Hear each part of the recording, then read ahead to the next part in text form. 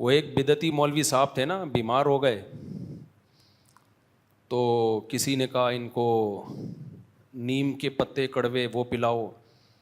وہ آنکھ ہی نہیں کھول رہے نا, آنکھیں بند ان کی, بالکل آخری سانسیں چل رہی تھیں. کسی نے کہا انار کا جوس نکال کے پلاؤ, آنکھ ہی نہیں کھل رہی.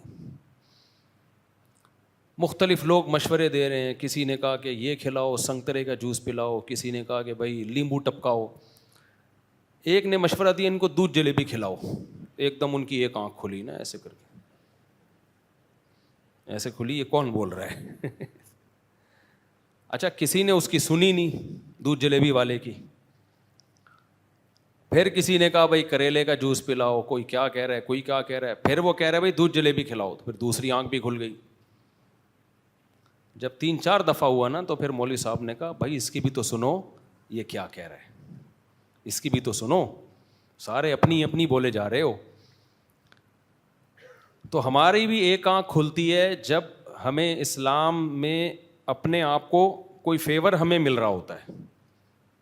جب ہمیں کوئی فیور مل رہا ہوتا ہے تو اسلام ہمیں بہت اچھا لگ رہا ہوتا ہے.